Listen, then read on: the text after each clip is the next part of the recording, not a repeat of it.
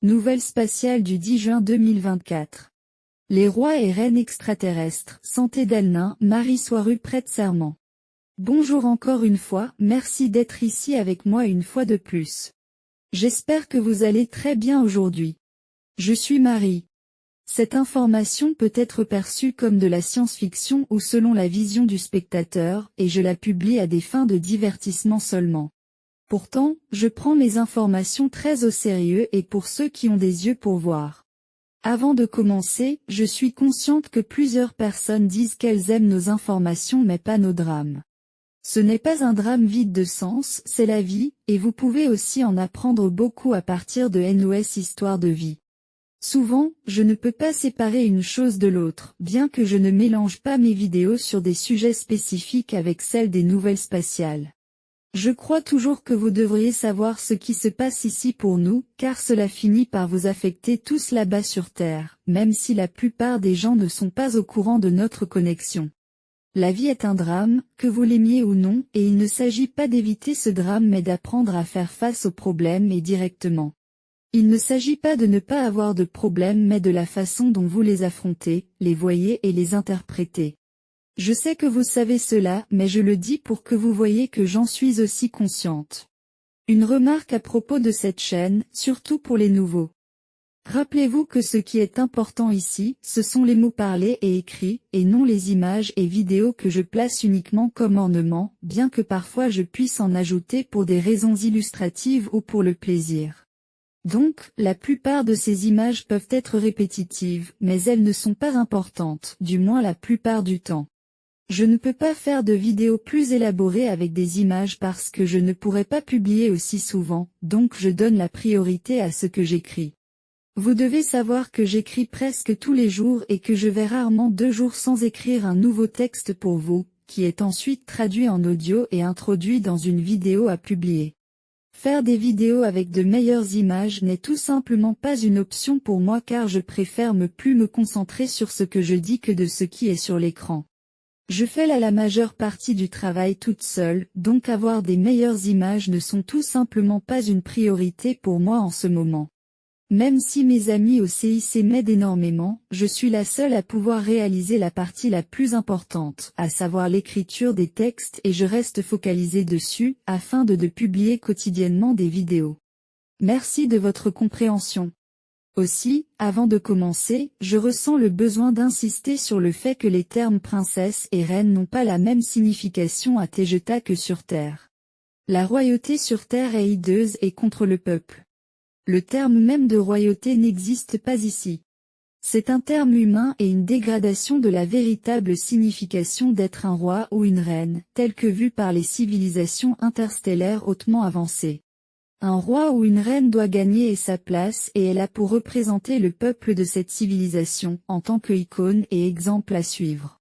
Un roi ou une reine dans les sociétés interstellaires avancées est vu comme la personne qui représente le mieux les belles qualités de leur civilisation, toutes concentrées sur un seul individu.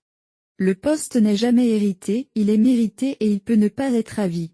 Aucune révérence comme celle sur Terre n'est jamais faite ici. Ils sont traités avec le même respect que n'importe qui d'autre, et bien qu'ils portent le titre de roi et reine, ceux-ci ne sont que des serviteurs de leur peuple et de leur civilisation, et non l'inverse. C'est un grand honneur d'être dans une telle position.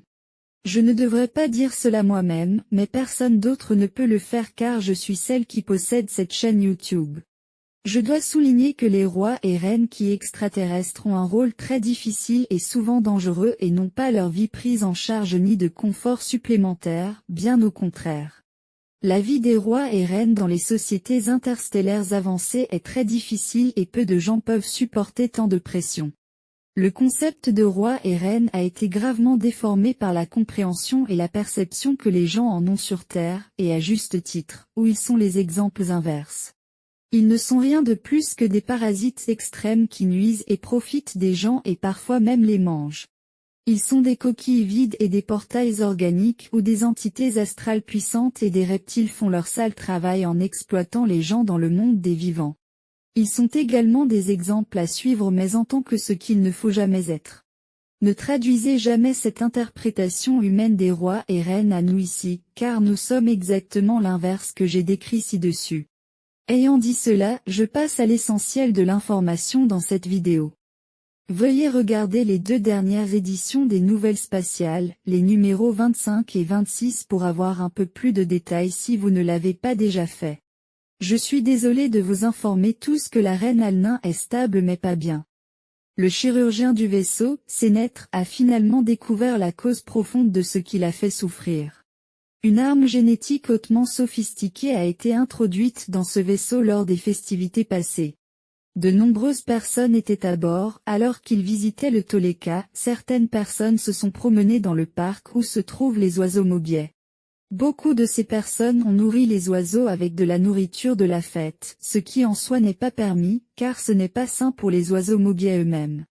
Donc, Sénètre théorise que quelqu'un a dû donner aux oiseaux quelque chose contenant une arme génétique qui était conçue pour attaquer spécifiquement Alnin.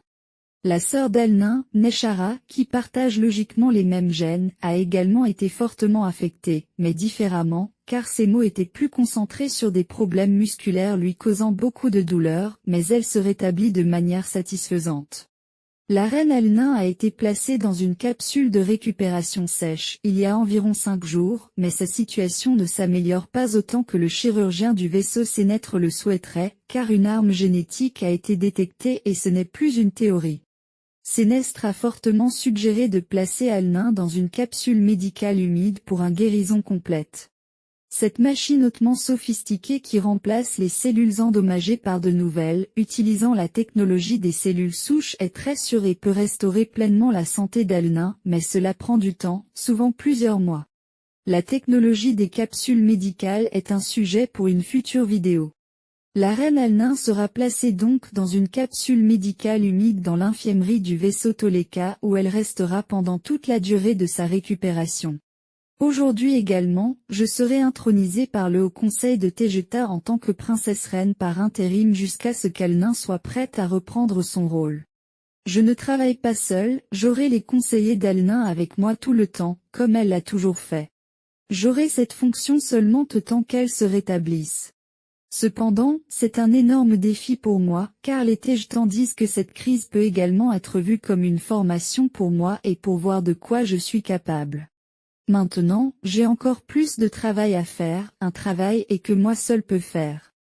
Mais, rassurez-vous, je continuerai à diffuser des vidéos sur divers sujets, comme d'habitude, et ce quotidiennement.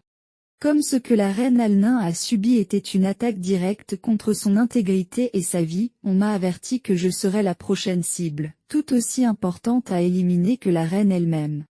Tous les protocoles de sécurité autour de moi et d'Alnin dans l'infirmerie ont été maximisés, et nous ne sommes plus toutes les deux dans le même vaisseau, car j'ai été transférée sur un vaisseau de classe Alcyon d'où je ferai mon travail. Je ne peux pas dire lequel des deux.